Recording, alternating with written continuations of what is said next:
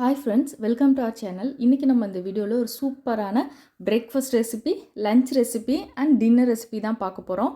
ரொம்ப சிம்பிளாக சீக்கிரமாக எப்படி நம்ம சமையலை முடிக்கலாம் அப்படின்னு பார்க்கலாம். சின்ன சின்ன குக்கிங் டிப்ஸ் கூட இந்த வீடியோவில் உங்கள் கூட நான் ஷேர் பண்ணிக்கிறேன். வாங்க. ஃபஸ்ட்டு வந்து ரவா உப்புமா. ரவா உப்புமானாலே பிடிக்காதவங்க தான் அதிகம். எல்லாருக்கும் பிடிச்ச மாதிரி நம்ம ஹோட்டல்லலாம் வாங்கி சாப்பிட்ற அதே டேஸ்ட்டில் வீட்டில் எப்படி பர்ஃபெக்டாக பண்ணலாம் அப்படிங்கிறத பார்க்க போகிறோம். ரொம்ப சூப்பரான டேஸ்ட்டில் இருக்கும். உப்புமா பிடிக்காதவங்க கூட நல்லா விரும்பி சாப்பிடுவாங்க.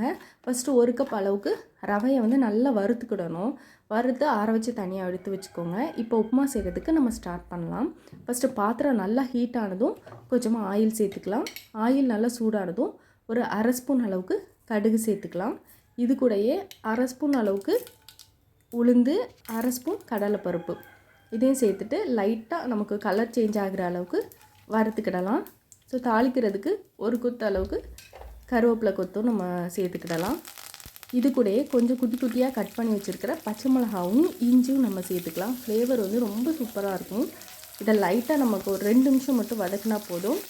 இது கூட ஒரு பெரிய வெங்காயம் வந்து கட் பண்ணி வச்சுருக்கிறேன், அதையும் இதனுடைய சேர்த்துக்கலாம்.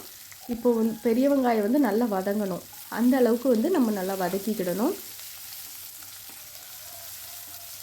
இந்த வெங்காயம் வதங்கும் போது நம்ம கொஞ்சமாக முந்திரி பருப்பும் நம்ம சேர்த்துக்கலாம். இது வந்து ஆப்ஷனல் தான். முந்திரி பருப்பு வேண்டாம்னா அதை நம்ம ஸ்கிப் பண்ணிக்கலாம். இது நல்லா வதங்கும் போதே கொஞ்சமாக உப்பு சேர்த்துக்கலாம். அதுக்கடுத்து நம்ம லாஸ்ட்டு தேவைப்படும் போது இன்னும் எக்ஸ்ட்ரா தேவைப்பட்டால் சேர்த்துக்கலாம். நல்லா இது வதங்கட்டும். வதங்கினதுக்கப்புறம் இனி வந்து நம்ம தண்ணி சேர்க்கணும். தண்ணி அளவு வந்து 1 கப் ரவை எடுத்துக்கிட்டோன்னா 3 கப் அளவுக்கு நம்ம தண்ணி எடுத்தால் தான் நல்லா நமக்கு வந்து நல்லா வெந்து நமக்கு ரொம்ப சாஃப்டாக அந்த கேசரி பதத்துக்கு இருக்கணும். அப்போ தான் நம்ம ஹோட்டல்லலாம் சாப்பிட்ற மாதிரி அந்த டேஸ்ட் நமக்கு வரும். அது கூட தேங்காய் சட்னி வச்சு சாப்பிட்ற அட்டகாசமாக இருக்கும். இப்போ தண்ணியெலாம் ஊற்றி 3 கப் தண்ணி ஊற்றிருக்கேன். நல்லா கொதிச்சதுக்கப்புறம் நம்ம எடுத்து வச்சுருக்க ரவையை சேர்த்துற வேண்டியதான். இனி ஒரு மீடியம் ஃப்ளேமில் வச்சுட்டு லைட்டாக மிக்ஸ் பண்ணிக்கிட்டே இருங்க. நல்லா சூப்பராக நல்லா முத்தாக நமக்கு வந்து ரவெல்லாம் நல்லா வெந்துடும். தண்ணி நம்ம நிறைய வச்சுருக்கிறதுனால ரவையை வந்து கண்டிப்பாக நல்லா வறுத்துருக்கணும். அல்லது பிசு பிசுன்னு கையில் ஒட்டும் ஒழுங்காக ரவை வரப்படலைன்னா. இது கூட இந்த டைமில் உப்பு கரெக்டாக இருக்கான்னு செக் பண்ணிட்டு கொஞ்சம் உப்பு போட்டிருக்கேன். மீடியம் ஃப்ளேமில் வச்சுருக்கிறேன். கொஞ்சம் பாதி குக் ஆனதும் நம்ம ஒரு மூடி போட்டு மூடி கொஞ்சம் நேரத்துக்கு ஒருக்கா லைட்டாக மிக்ஸ் பண்ணி விடணும். இனி வந்து தண்ணிலாம் வற்றி நமக்கு நல்லா வெந்து வரணும். அந்த அளவுக்கு மட்டும் குக் பண்ணால் போதும். ரொம்ப ஈஸி. நமக்கு சீக்கிரமாக டக்குன்னு நம்ம ரெடி பண்ணிடலாம். இப்போ வந்து இன்னும் கொஞ்சமே நமக்கு தண்ணி விட்டுருக்கு. இன்னும் ஒரு 2லேருந்து 3 நிமிஷம் இருந்தால் போதும். நல்லா சூப்பராக தண்ணிலாம் வற்றி நமக்கு நல்ல சாஃப்டான உப்புமா நமக்கு ரெடி ஆயிரும். இன்னும் 2 நிமிஷத்துக்கு அதே மாதிரி கொஞ்சம் க்ளோஸ் பண்ணி கொஞ்சம் நேரத்துக்கு ஒருக்கா எடுத்து நம்ம மிக்ஸ் பண்ணிட வேண்டியதான். உப்பு கொஞ்சமாக தேவைப்பட்டதுனால சேர்த்துருக்கிறேன். இப்போது உங்களுக்கு நெய் வாசனை பிடிக்கும் அப்படின்னா ஸ்டவ் ஆஃப் பண்ணும்போது இந்த ஸ்டேஜில் நீங்கள் வந்து கொஞ்சமாக நெய் சேர்த்துக்கலாம். உங்களுக்கு அந்த வாசனை பிடிக்காதுன்னா ஸ்கிப் பண்ணிக்கோங்க. அவ்வளோதான். நல்லா சூப்பராக நமக்கு வந்து உப்புமா ரெடி ஆயிடுச்சு. இன்னும் ஸ்டவ் ஆஃப் பண்ணிவிட்டு ஒரு 5 மினிட்ஸ் கழித்து சர்வ் பண்ண வேண்டியதான். சூப்பரான உப்புமா நமக்கு ரெடி. நெக்ஸ்ட்டு லன்ச் என்ன மெனுன்னு பார்க்கலாம். லன்ச்சுக்கு ஒரு 45 மினிட்ஸில் டைம் மேனேஜ்மெண்ட்டோட சூப்பராக எப்படி நம்ம மீன் குழம்பு பண்ணலாம் அப்படிங்கிறத பார்க்கலாம். நல்லா மண்சட்டியில் தேங்காய்லாம் அரைச்சி ஊற்றி செய்வோம்லாம் அந்த மீன் குழம்பு, மீன் வறுவல் ரொம்ப ஈஸியாக நம்ம டக்குன்னு வேலையை முடிச்சிடலாம். எப்படி செய்யலாங்கிறத இப்போ பார்க்கலாம். ஃபஸ்ட்டு நம்ம கடையிலேருந்து மீன் வாங்கிட்டு வந்ததும் ஒரு பாத்திரத்தில் மாற்றிக்கோங்க. நான் இன்றைக்கி 1 கிலோ அளவுக்கு விலை மீன் எடுத்துருக்கிறேன். கொஞ்சம் வந்து குழம்புக்கு எடுத்துகிட்டு மீதியெல்லாம் பொரிக்கிறதுக்கு இன்றைக்கி கொஞ்சம் பொரிக்கிறதுக்கு, அப்புறம் நாளைக்கும் சேர்த்து பொரிக்கிறதுக்கு இன்றைக்கே மசாலா தடவி வச்சுட்டு அப்புறம் ஃப்ரீசரில் கொஞ்சம் வைக்கலாம் அப்படின்னு பிளான் பண்ணியிருக்கேன். கொஞ்சமாக 1 ஸ்பூன் அளவுக்கு மஞ்சத்தூளும் 1 கை அளவுக்கு கல்லுப்பும் சேர்த்து இதை வந்து ஒரு 10 நிமிஷம் அப்படி இருக்கட்டும். அப்புறம் வந்து இதை க்ளீன் பண்ணிக்கலாம். நம்ம இது மாதிரி கல்லுப்பும் மஞ்சத்தூளும் போட்டு நம்ம நல்லா க்ளீன் பண்ணும்போது ஸ்மெல் எதுவுமே இருக்காது. மீன் நல்லா சூப்பராக நமக்கு அழுக்கு இல்லாமல் நல்லா க்ளீன் பண்ணிக்கலாம். இது அப்படி இருக்கட்டும். இதுக்கிடையில் நம்ம வந்து சாதத்துக்கு வந்து தண்ணி வச்சிடலாம். தேவையான அளவு தண்ணி ஊற்றி நல்லா சிம்மில் வச்சுக்கலாம். அப்புறம் நம்ம மீன் கழுவிட்டு வர்றதுக்குள்ளே இது வந்து கொதிச்சிரும். அப்போ வந்து டைம் வந்து நமக்கு கரெக்டாக இருக்கும். என்னென்னலாம் மீன் குழம்புக்கு தேவையானதை பார்க்கலாம். ஒரு 15 அளவுக்கு சின்ன வெங்காயம் எடுத்துக்கோங்க. சின்ன வெங்காயம் தான் டேஸ்ட் அதிகமாக இருக்கும். நம்ம இன்றைக்கி அரைச்சி தான் செய்ய போகிறோம். அதுக்கு ஒரு 3 சில் அளவுக்கு தேங்காய், சின்ன சில் வந்து 3 சில் அளவுக்கு தேங்காய் எடுத்துருக்கிறேன். ஒரு பெரிய தக்காளி, அப்புறம் சின்ன லெமன் சைஸ் அளவுக்கு புளி வந்து ஊற வச்சு ரெடியாக எடுத்து வச்சுருக்கிறேன். அப்புறம் புளி வந்து மாங்காய் எதுவும் சேர்த்திங்க அப்படின்னா புளியோட அளவு கம்மி பண்ணிக்கோங்க. இப்போ நம்ம வந்து ஃபஸ்ட்டு மீனை வந்து நல்லா க்ளீன் பண்ணிக்கலாம். இது மாதிரி ஒரு மண் பாத்திரம் அல்லது அடிக்கனமான பாத்திரம் எடுத்துக்கிட்டிங்க அப்படின்னா தான் நமக்கு வந்து க்ளீன் பண்ணுறதுக்கு நல்லாயிருக்கும். என்ன தான் நம்ம கடையில் க்ளீன் பண்ணி வாங்கிட்டு வந்தாலும் நம்ம வீட்டில் நல்லா க்ளீன் பண்ணால் தான் அந்த சுத்தமாக அழுக்கு போகும், அப்புறம் ஸ்மெல் வராமல் இருக்கும். இதை மாதிரி நம்ம மண்சட்டியில் கையை வச்சு இதை மாதிரி கிளறும் போது நமக்கு அந்த செதில்லாம் எதுவும் வராமல் இருந்துச்சு அப்படின்னா அதெல்லாம் சூப்பராக நமக்கு வந்து நீட்டாக வந்துடும். இது மாதிரி நம்ம மிக்ஸ் பண்ணிக்கணும். ஒரு 3லேருந்து 4 நிமிஷம் வரை பண்ணால் போதும். இது வந்து கடல் மீன்கிறதுனால நம்ம ரொம்ப க்ளீன் பண்ணணும்னு அவசியம் இல்லை. இது ஆற்று மீன், குளத்து மீனாக இருந்துச்சுன்னா நிறைய தடவை பண்ணணும். இதை மாதிரி கல்லுப்பு வந்து ஒரு 4-5 தடவை ஒரு கையளவு உப்பு போட்டு இதை மாதிரி நல்லா மிக்ஸ் பண்ணி அப்புறம் தண்ணியில் அலசினா தான் அந்த மீனுக்கெலாம் நமக்கு ஸ்மெல் எதுவும் இல்லாமல் நல்லா க்ளீன் ஆகும். நம்ம இப்போ கடல் மீனில் வேணால் ரொம்பலாம் நம்ம வாஷ் பண்ணணும்னு அவசியம் இல்லை. இப்போ வந்து தண்ணி ஊற்றி நல்லா நம்ம அலசிக்கிடலாம். ஒவ்வொரு மீனாக எடுத்து சில நேரம் வந்து கடையில் நமக்கு க்ளீன் பண்ணி கொடுத்தாலும் அந்த செதில்லாம் கொஞ்சம் போகாமல் இருக்கும். அதெல்லாம் செக் பண்ணிக்கலாம் நம்ம. அப்புறம் குடல் அதை மாதிரி உள்ளது சில நேரம் 1-2 இருக்கும். அதனால் அதை ஃபுல்லாக கம்ப்ளீட்டாக எடுக்கணும். அதனால் ஒவ்வொரு மீனாக இதை மாதிரி எடுத்து நம்ம வந்து நகத்தை வச்சு பார்க்கணும், இதில் செதில்லாம் ஏதாவது இருக்கான்னு. இது மாதிரி நகத்தை வச்சு லைட்டாக சுரண்டணும் அப்படின்னா செதில் இருக்கா அப்படின்னு தெரிஞ்சிடும். நகத்தில் எடுக்க முடிஞ்சால் எடுத்துடலாம், இல்லைனா ஒரு கத்தி வச்சு லைட்டாக நம்ம அதை எடுத்துடலாம். இதை மாதிரி ஒவ்வொரு துண்டாக எடுத்து நம்ம க்ளீன் பண்ணிக்கணும். இந்த குடல் அதை மாதிரி உள்ளதெல்லாம் எடுத்துட்டு அந்த இடத்துல நல்லா நம்ம கையை வச்சு தேய்ச்சி விட்டோன்னா, ஆனால் கொஞ்சம் சாஃப்டாக தேய்ங்க, நல்லா க்ளீனாக நமக்கு வந்துடும்.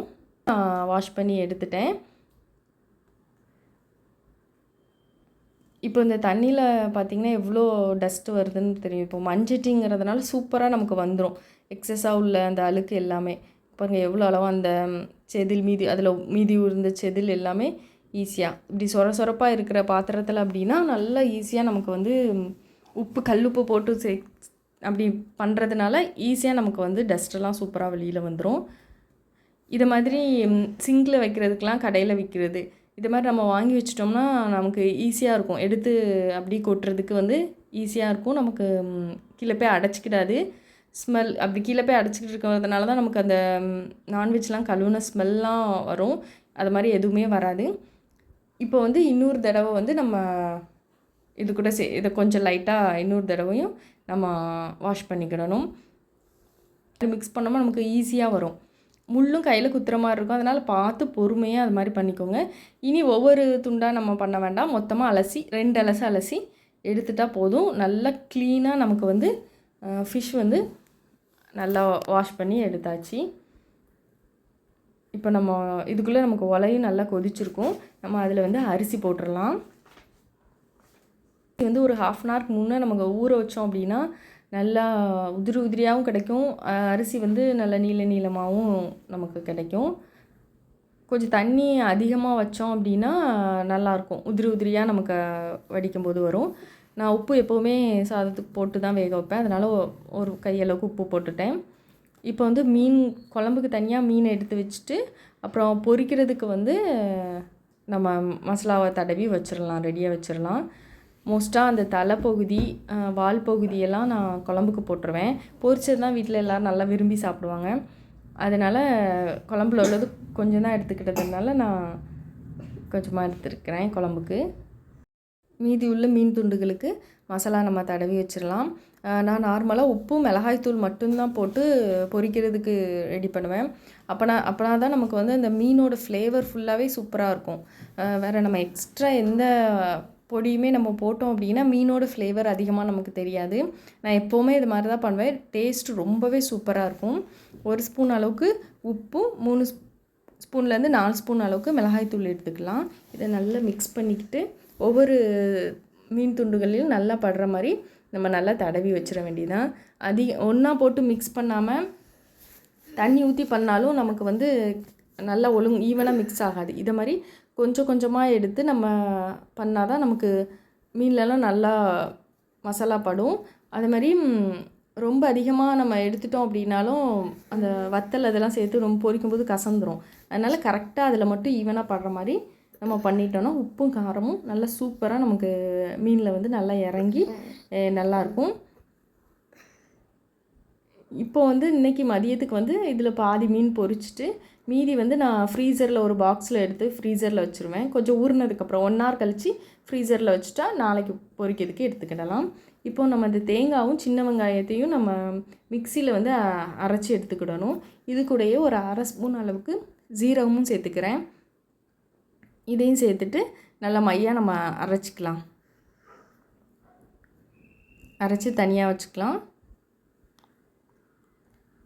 இப்போ நம்ம சாதமும் இப்போ ஆல்மோஸ்ட் வெந்துட்டு அரிசி ஊறுனதுனால டக்குன்னு வெந்துடும். இதை வந்து நம்ம வடிச்சிடலாம். வடிச்சிட்டு குழம்பு வச்சிடலாம். குழம்பு வைக்கிறதுக்கும் நான் பாத்திரம் வச்சுருக்கிறேன். இது கொஞ்சம் ஹீட்டானதும் நல்லெண்ணெய் சேர்த்துக்கிடலாம். நல்லெண்ணெய் சேர்த்தா டேஸ்ட்டு நல்லாவே சூப்பராக வரும். அப்புறம் தாளிக்கிறதுக்கு கடுகு, அப்புறம் இது கூடயே 1 ஸ்பூன் அளவுக்கு வெந்தயம் சேர்த்துருக்குறேன். வெந்தயம் கருகிட்டுனா நல்லா இருக்காது, அதான் கருகாமல் பார்த்துக்கோங்க. இது கூட தாளிக்கிறதுக்கு வந்து சின்ன வெங்காயம் கொஞ்சமாக சேர்த்துருக்குறேன். சின்ன வெங்காயம் வந்து கொஞ்சமாக சேர்த்துக்கோங்க. அப்போ தான் தாளிப்பு ஸ்மெல் நல்லா நமக்கு தெரியும். இது நல்லா பொன்னிறமாக ஆகணும். இது அப்போ தான் தாளிப்பு ஸ்மெல் எடுத்து கொடுக்கும். கொஞ்சமாக கருவேப்பிலையும் நான் சேர்த்துருக்குறேன். நல்லா இது வதங்கினதும் அப்புறம் வந்து கொஞ்சமாக பச்சை மிளகா சேர்க்கணும். ஒரு 2 பச்சை மிளகாய் மட்டும் இது கூடயே நான் சேர்த்துக்கிறேன். அப்புறம் கட் பண்ணி வச்சுருக்கிற தக்காளியும் சேர்த்துக்கணும். இப்போ தக்காளி வந்து நல்லா மசியணும் இந்த ஆயிலே, அதனால் நல்லா வதக்கிக்கோங்க. நல்லா வதங்கிட்டு இப்போ மசாலா ஆட் பண்ணிக்கலாம். 1 ஸ்பூன் வந்து நம்ம காரத்துக்கு மிளகாய் தூளும் மஞ்சள் தூள் ஒரு 1/4 ஸ்பூன் நான் சேர்த்துக்கிறேன்.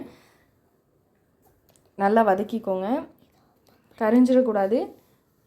இது கூடயே அரைச்சி வச்சுருக்க தேங்காய் விழுதையும் சேர்த்து லைட்டாக வதக்கிக்கலாம். ரொம்ப நேரம்லாம் வதக்க வேண்டாம்.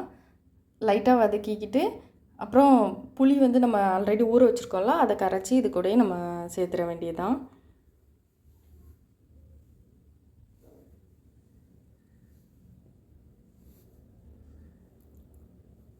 புளி சேர்த்துட்டு நல்லா மிக்ஸ் பண்ணிவிட்டு நமக்கு குழம்புக்கு தேவையான அளவு தண்ணி சேர்த்துக்கிடலாம்.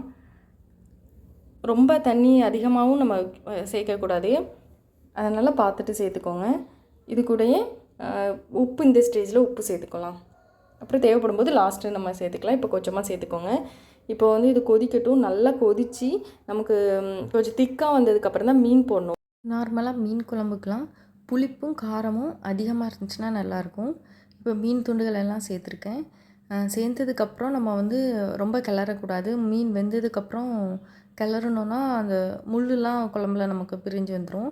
அதனால் ரொம்ப லைட்டாக மட்டும் மிக்ஸ் பண்ணி விட்டுருங்க. இது இப்போது ஒரு 5லேருந்து 7 நிமிஷத்துக்குள்ளே மீன் வந்து சூப்பராக வெந்துடும். அப்புறம் லாஸ்ட்டாக கொத்தமல்லி இலை தூவிட்டோம்னா நல்லா கம்மன்னு வாசனையாக மீன் குழம்பு சூப்பராக நமக்கு வந்து ரெடி ஆயிரும். ஒருவேளை தாளிப்பு தேவைன்னு நினச்சிங்கன்னா இந்த டைமில் செய்யலாம். நான் பண்ணலை. இப்போ வந்து மீன் பொரிச்சிக்கலாம். சாப்பிட்றதுக்கு முன்னாடி மீனை வந்து நல்லா சூடாக பொரித்து சாப்பிட்லாம். அல்லது நீங்கள் ஒரே டைம் வேலை முடியணும் அப்படின்னிங்கன்னா உடனே கூட நம்ம பொரித்து வச்சிடலாம். மீன் சட்டி வந்து நம்ம பொரிக்கிற பாத்திரம் வந்து கொஞ்சம் கனமாக இருந்துச்சுன்னா நமக்கு கீழெல்லாம் ஒட்டாது. அதுமாதிரி ஆயிலும் கம்மியாக இல்லாமல் பார்த்துக்கோங்க. அப்படி இருந்தாலும் நமக்கு வந்து கீழெல்லாம் ஒட்டுற மாதிரி இருக்கும். மீன் துண்டுகளை வந்து எண்ணெய் சூடானதுக்கப்புறம் தான் போடணும். போட்ட உடனே கிளறி விடக்கூடாது. கொஞ்ச நேரம் கழித்து கிளறினா தான் அந்த மசாலா உதிராமல் இருக்கும். 2 பக்கமும் நல்லா கலர் கொடுக்குற அளவுக்கு நல்லா நம்ம வறுத்து எடுத்தோன்னா தான் மீன் வந்து ரொம்ப சூப்பரான டேஸ்ட்டில் கிடைக்கும். பாருங்கள் எப்படி கலர் சூப்பராக வந்திருக்கு. இப்போ தான் நல்லா நமக்கு இருக்கும் சாப்பிட்றதுக்கு. இதுதான் சூப்பராக நமக்கு வந்து லன்ச் மெனு ரெடி ஆகிட்டு நைட்டு டின்னருக்கு நல்ல சாஃப்டாக ஃபுல்காவும் அதுக்கு ஆப்ட் ஆகிற மாதிரி பீஸ் பொட்டேட்டோ போட்டு குருமாவும் எப்படி செய்யலாங்கிறத பார்க்கலாம்.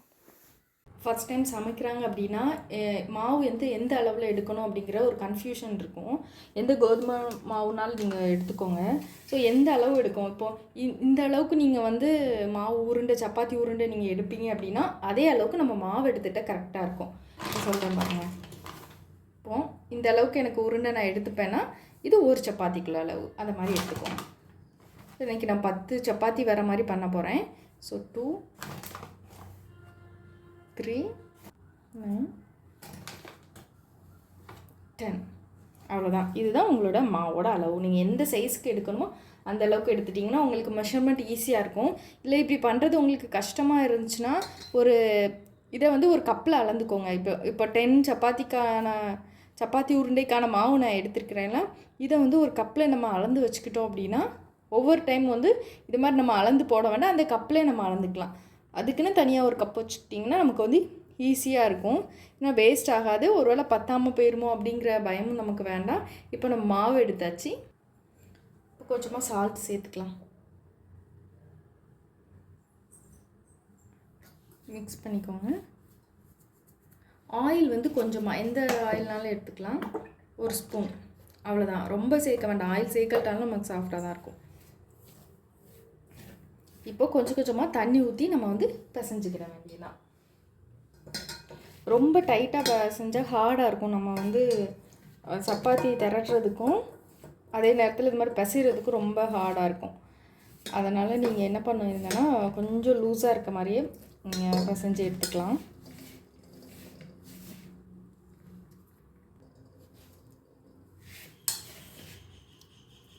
தண்ணி கொஞ்சம் கொஞ்சமாக தெளித்து நீங்கள் பிசைஞ்சுக்கோங்க. இப்போ மாவு ஃபுல்லாகவே நமக்கு தண்ணி படுற மாதிரி இருக்கணும். ரொம்ப அதிகமாக சேர்த்துட்டாலும் நல்லா இருக்காது. திருப்பி மாவு எக்ஸ்ட்ரா போட வேண்டியது இருக்கும். உப்பு அளவெல்லாம் நம்ம பார்க்க வேண்டியதாக இருக்கும். அதனால் ஃபஸ்ட்டு ஊற்றும் போதே கொஞ்சம் கொஞ்சமாக ஊற்றி பண்ணுங்கள். நமக்கு அப்படி கொஞ்ச நாள் நம்ம பண்ண நமக்கு தெரிஞ்சிடும் எந்த அளவுக்கு நமக்கு தண்ணி தேவை அப்படின்ட்டு. கொஞ்சமாக இப்படி ஒன்று சேர்ந்ததுக்கப்புறம் இந்த மீதி உள்ளதுக்கு மட்டும்தான் தண்ணி, கொஞ்சமாக தண்ணி, அந்த டைமில் கொஞ்சமாக தண்ணி ஊற்றிக்கலாம். இப்போ சப்பாத்தி ஃபுல்கா எதுனாலும் நம்ம சாஃப்டாக வரணுங்கிறதுக்காக ரொம்ப நேரம் நான்லாம் பிசையவே மாட்டேன். பிசையும் வேண்டாம். இந்த டிப்ஸை நீங்கள் கண்டிப்பாக ஃபாலோ பண்ணி பாருங்கள். ஊறுனால ஆட்டோமேட்டிக்காக அது வந்து சாஃப்ட் ஆயிடும். இப்போ நம்ம தண்ணி வந்து கம்மியாக சேர்த்து பிசைஞ்சிருக்கோம், ரொம்ப டைட்டாக இருக்குன்னா ஹார்டாக இருக்கும். அது மாதிரி ஊறுறதுக்கு டைம் இல்லை, அட்லீஸ்ட் ஒரு 1/2 hour ஆகுது ஊறணும் அப்படின்னா நமக்கு வந்து அதை மாதிரி இருக்கும். ரொம்ப ஹார்டாக இருக்கும், ரொம்ப நேரம் நம்ம பிசைய வேண்டியது இருக்கும். அதெல்லாம் எதுவுமே வேண்டாம். இப்போ பாருங்கள், நான் எப்படி பண்ணுவேனோ அதே தான் உங்கள் கூட நான் இன்றைக்கி ஷேர் பண்ணிக்க போகிறேன். அவ்வளோதான். இது பிசையவே வேண்டாம், எல்லாத்தையும் மிக்ஸ் பண்ணியாச்சா போதும். இப்போ எப்படி இருக்குது பாருங்கள், சொரன்னு இருக்குது, ஈவனாக இல்லை. ஆனால் எப்படி இருக்குது, கொஞ்சம் லூஸாக நான் பிசைஞ்சிருக்கிறேன். உங்களுக்கு பார்த்தாலே தெரியும், ஹார்டாக இல்லை, நல்ல லூஸாக இருக்குது. அதுக்காக ரொம்ப லூஸாகவும் இல்லை.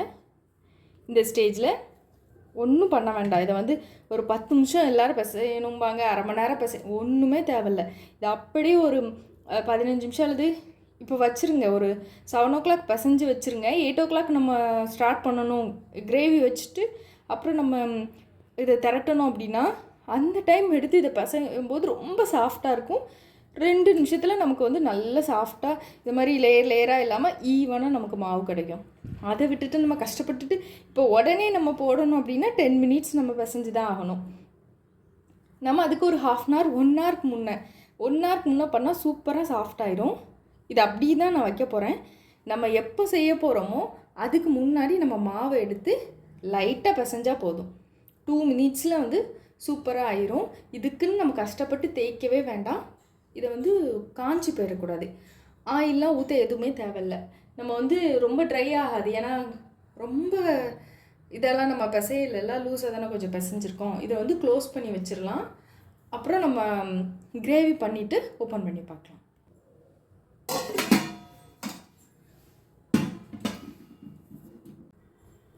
இன்றைக்கி பச்சை பட்டாணியில் தான் கிரேவி செய்ய போகிறேன். இப்போ வந்து பச்சை பட்டாணி சீசன், அதனால் 1 கிலோ 40 ரூபா அது மாதிரி தான் கிடைக்கும். இல்லைனா 150 ருபீஸ் அது மாதிரி இருக்கும், ஜாஸ்தியாக இருக்கும். இது மாதிரி கம்மியாக ரேட் கிடைக்கிற டைமில் நீங்கள் வாங்கி இதை உரித்து இதை மாதிரி ஒரு பாக்ஸில் வச்சு ஃப்ரீசரில் வச்சிடணும். அல்லது ஒரு ஜிப்லாக் கவரில் போட்டு ஃப்ரீசரில் வச்சிட்டிங்கன்னா நம்ம வந்து தேவைப்படும் போது எடுத்துக்கலாம். பாருங்கள், நான் 4 டேஸ்க்கு முன்னாடி வச்சுருந்தேன், எவ்வளோ ஃப்ரெஷ்ஷாக இருக்குன்னு. நீங்கள் ஃப்ரீசரில் வைக்காமல் வெளியில் வச்சிங்கன்னா அவ்வளோ தூரம் ஃப்ரெஷ்ஷாக இருக்காது. இப்போ தேவையான அளவு நம்ம எடுத்துக்கிடலாம். இதுவும் இன்றைக்கி பொட்டேட்டோவும் சேர்த்து தான் நான் கிரேவி பண்ண போகிறேன். அதனால் தேவையான அளவுக்கு நம்ம எடுத்துக்கிடலாம். மீதி உடனே நம்ம ஃப்ரீசரில் வச்சிடலாம். கிரேவி செய்ய ஸ்டார்ட் பண்ணுறதுக்கு முன்னாடி ஒரு 2 உருளைக்கிழங்கு மட்டும் நான் குக்கரில் வேக வச்சு எடுத்துக்கிற போகிறேன். நம்ம கிரேவி செய்யும்போதே நம்ம பச்சையாக உருளைக்கிழங்கு போட்டு குக்கரில் வைக்கலாம், எப்படி இருந்தாலும் செய்யலாம், நம்ம வசதிக்கு ஏற்ற மாதிரி செஞ்சுக்கலாம். நான் இன்றைக்கி ஃபஸ்ட்டே வேக வைக்க போகிறேன். இதை தனியாக நம்ம வந்து வேக வச்சுக்கிடலாம். ஃபஸ்ட்டு நம்ம ஆனியன்லாம் வதக்கிட்டு அப்புறம் நம்ம அரைச்சிக்கலாம். அதுக்கு கொஞ்சமாக மட்டும் ஆயில் சேர்த்துருக்கிறேன். நான் இன்றைக்கி கிரேவி வந்து ஒரு 3 பேருக்கு செய்கிறேன். அதுக்கு இதில் 1 ஸ்பூன் அளவுக்கு தனியா, இது கரெக்டாக இருக்கும், இந்த அளவு எடுத்துருக்கிறேன். அதுக்கப்புறம் பெருஞ்சீரகம் சொல்லுவாங்கள்ல, சோம்பு, இது வந்து ஒரு 1/4 ஸ்பூன் எடுத்துக்கலாம். இதை நம்ம கொஞ்சம் வதக்கிக்கிடலாம்.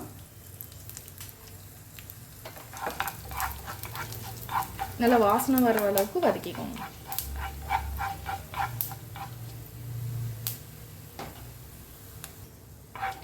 நல்லா வாசனை வருது. இந்த ஸ்டேஜில் நம்ம கொஞ்சமாக ஆனியன் சேர்க்கணும். ஒரு பெரிய அளவுக்கு ஆனியன், இது கூட பூண்டு,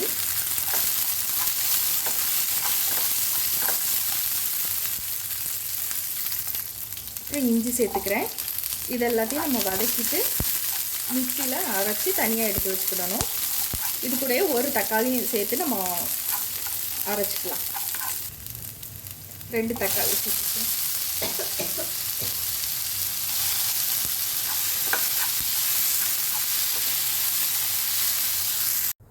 இப்போ நம்ம கிரேவி செய்ய ஸ்டார்ட் பண்ணலாம். பாத்திரம் ஹீட் ஆனதும் கொஞ்சமாக ஆயில் ஊற்றிக்கலாம். ஆயில் ஹீட் ஆனதும் 1 ஸ்பூன் சீரகம்,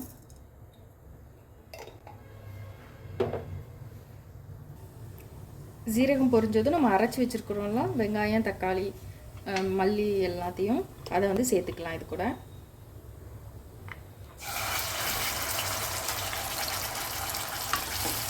ஒரு 2 to 3 நிமிஷம் ஆயிலே நமக்கு ரோஸ்ட் ஆகட்டும். இது கூட காரத்துக்கு 1 ஸ்பூன் வந்து மிளகாய் தூள் சேர்த்துருக்கேன்.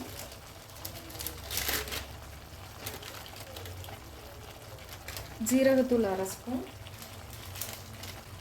கரம் மசாலா 1 ஸ்பூன். நல்லா மிக்ஸ் பண்ணிக்கலாம். கொஞ்சம் ரா ஸ்மெல் போகிற அளவுக்கு ஒரு 2 நிமிஷம் மட்டும் குக் பண்ணிட்டு நம்ம அந்த பச்சை பட்டாணியை போட்டுற வேண்டியதான். இப்போ நீங்கள் காஞ்ச பட்டாணி யூஸ் பண்ணிங்கன்னா இப்போ ஈவினிங் பண்ணுறீங்கன்னா மார்னிங்கே ஊற வச்சுருங்க. குறைஞ்சது 5 hours ஊறணும், அப்போ தான் நமக்கு வேகும். 1 ஸ்பூன் உப்பு சேர்த்துருக்குறேன். இப்போ வந்து இந்த பட்டாணியை சேர்த்துக்கலாம். பட்டாணி வந்து பச்சை பட்டாணினாலும் இப்போ வேகணும், அதுக்காக கொஞ்சமாக தண்ணி ஊற்றி நம்ம வேக வச்சுக்கலாம்.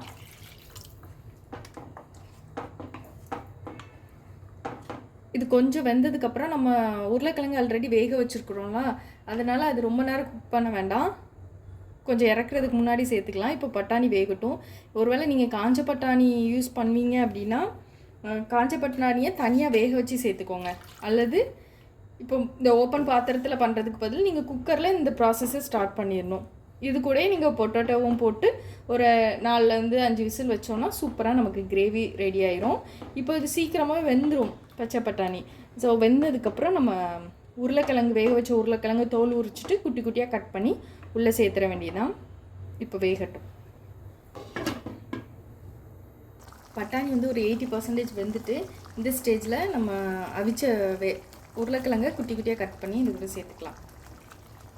இப்போ இதுவும் சேர்த்து நல்லா மிக்ஸ் ஆகி நம்ம கிரேவி திக்னஸ் நமக்கு எந்த அளவு தேவையோ அந்த அளவு வந்ததுக்கப்புறம் ஸ்டவ்வை ஆஃப் பண்ண வேண்டியது தான். சூப்பராக ரெடி ஆயிரும். இப்போ இது ஒரு 5 minutes மட்டும் இருக்கட்டும். அடிப்பிடிச்சிடாமல் அப்பப்போ கிளறி விட்டுக்கணும், இல்லைன்னா அடிப்பிடிச்சிரும். இப்போ நமக்கு கிரேவி நல்லா திக்காகி உருளைக்கிழங்கு நல்லா மசாலாவோட மிக்ஸ் ஆகிட்டு இப்போ கொத்தமல்லி இலை தூவி இறக்கிற வேண்டியதுதான். இப்போ 1 hour ஆயிடுச்சு. நம்ம ஓப்பன் பண்ணி பார்க்கலாம். பாருங்கள், நான் பிசைஞ்சு வச்ச மாதிரியே தான் இருக்குது. இப்போ இதை ஒரு சர்ஃபேஸில் மாற்றிட்டு லைட்டாக நம்ம பிசைஞ்சால் போதும். பட் நல்லா இதுவே எப்படி சாஃப்டாக இருக்குது, இதே சாஃப்டாக இருக்கும். அவ்வளோதான். சர்ஃபேஸில் வச்சுட்டு ஒரு 2 நிமிஷம் நம்ம அப்படி பிசைஞ்சாலே போதும். சூப்பராங்க, ஈவனாக வந்திருக்கு. எப்படி இருந்துச்சு இப்படி அவ்வளோதான். இப்போ எல்லா இதுவுமே ஒரு 2 minutes மட்டும், 5 minutes கூட வேண்டாம், 2 minutes இதை மாதிரி அழுத்தி பிசைஞ்சால் போதும்.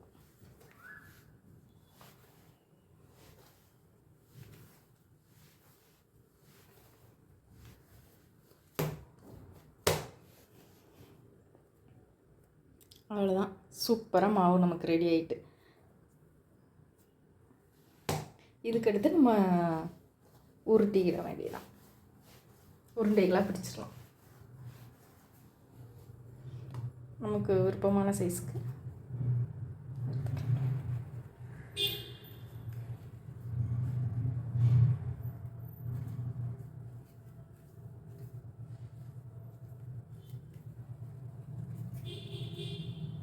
மாவுமே உருட்டி வச்சுட்டேன். நம்ம 10 உருண்டைக்கு தேவையான அளவு தான் நம்ம மாவு எடுத்தோம். இப்போ 10 உருண்டை கரெக்டாக ஆயிடுச்சு. அதை நம்ம எந்த அளவில் எடுக்கிறோமோ அந்த அளவுக்கு அந்த சைஸ்க்கு நமக்கு உருண்டைகள் கிடைக்கும். இப்போது தேய்ச்சிக்கலாம். நம்ம லைட்டாக மாவு போட்டுக்கலாம். நார்மலாக நம்ம சப்பாத்திக்கெலாம் தேய்க்கிறோம்னா அது மாதிரி தேய்க்க வேண்டியதான். ரொம்ப திக்காகவும் தேய்க்காமல் ரொம்ப தின்னாகவும் இல்லாமல் மீடியமாக இருக்கிற மாதிரி தேய்ச்சி எடுத்துக்கலாம். ஒருவேளை ரொம்ப தண்ணியாக நீங்கள் தேய்ச்சிட்டிங்க பிசைஞ்சிட்டிங்க அப்படின்னா தேய்க்கிற போது கொஞ்சம் மாவு அதிகமாக சேர்க்குற மாதிரி இருக்கும். அவ்வளோதான். ரொம்ப இது இல்லாமல் கரெக்டான இது போதும். இந்த அளவுக்கு தேய்ச்சா நமக்கு கரெக்டாக தான் இருக்கும். இது மாதிரி எல்லா உருண்டையும் தேய்ச்சி ரெடியாக வச்சிடலாம். இப்போ ஃபுல்கா பண்ணுறதுக்கு நம்ம தவா நல்லா ஹீட் பண்ணிக்கலாம். நல்லா சூடாக இருக்கணும். மீடியம் ஃப்ளேமில் வச்சுக்கோங்க. இப்போ மாவு வச்சுருங்க. நமக்கு லைட்டாக பபிள்ஸ் மாதிரி வரணும். லைட்டாக வந்ததுன்னா நம்ம வந்து திருப்பி போடணும். அது வரைக்கும் வெயிட் பண்ணணும். ஆயில் எதுவுமே இந்த ஸ்டேஜில் நம்ம சேர்க்கக்கூடாது. இப்போ லைட்டாக வந்திருக்கு. நான் பழகுனதுனால கை வச்சு பார்க்குறேன். இல்லைன்னா கரண்டி வச்சு நீங்கள் பின்னாடி திருப்பி போட்டுக்கோங்க. இப்போ லைட்டாக பபிள்ஸ் வந்திருக்கு. இப்போ திருப்பி போட்டுட்டேன். திருப்பி போட்டுட்டு ரொம்ப நேரம் இருக்க வேண்டாம். இப்போது ஹை ஃப்ளேமில் வச்சுட்டு இது மாதிரி கிரில் பேன் அல்லது நார்மலாக அப்படி கூட நம்ம அந்த பர்னரில் அப்படி போட்டுடலாம். அதை வந்து நம்ம அப்படி மாற்றி போட்டுறணும். திருப்பி போட்டுட்டு நல்லா புஃப்னு வரும் நமக்கு. தீ வந்து நல்லா ஹை ஃப்ளேமில் வச்சுக்கணும். அப்போ தான் நல்லா வரும். 2 பக்கமும் திருப்பி எடுத்துட்டோம்னா ஃபுல்கா ரெடி ஆயிடுச்சு. இப்போ வந்து நம்ம அடுத்ததுக்கு உடனே அப்படியே நம்ம மாற்றிக்கலாம். மீடியம் ஃப்ளேமில் வச்சுட்டு இப்போ நம்ம போடணும். லைட்டாக பபிள்ஸ் வந்தோடனே தான் திருப்பி போடணும். இப்போ நம்ம இதை அப்படியே சாப்பிட்லாம். இல்லைன்னா நெய் லைட்டாக தடவிட்டால் சூப்பராக இருக்கும், நல்ல வாசனையாக இருக்கும். இல்லைனாலும் நம்ம அப்படி கூட சாப்பிட்டுக்கிடலாம். லைட்டாக பபிள்ஸ் வர ஆரம்பித்ததுக்கப்புறம் தான் நம்ம வந்து திருப்பி போடணும். திருப்பி போட்டுட்டும் ரொம்ப நேரம் நம்ம இருக்கணும்னு அவசியம் இல்லை. 4-5 செகண்ட் இருந்தாலே போதும். ஏன்னா நல்ல ஹீட்டாக தான் தவா இருக்கிறதுனால ரெடி ஆயிரும். இப்போ நம்ம எடுத்து அப்படி தீயில் போட்டுற வேண்டியதான். ஹை ஃப்ளேமில் வச்சுக்கோங்க. ஹை ஃப்ளேமில் வச்சா தான் நல்லா புஃப்னு நமக்கு வரும். அவ்வளோதான். அடுத்த பக்கம் திருப்பி போட்டுற வேண்டியதான். ரொம்ப ரொம்ப ஹெல்த்தி. நம்ம சப்பாத்தியோட ஆயிலே செலவாகாது, ஆயிலே தேவையில்ல. சூப்பராக இருக்கும். நெய் மட்டும் இதுக்கு மேலே நம்ம சேர்த்துக்கிட்டோன்னா நல்லா வாசனையாக இருக்கும். சாப்பிடும்போது நல்லாயிருக்கும். அவ்வளோதான். இதை மாதிரி எல்லாத்தையும் போட்டு எடுத்துட வேண்டியது தான்.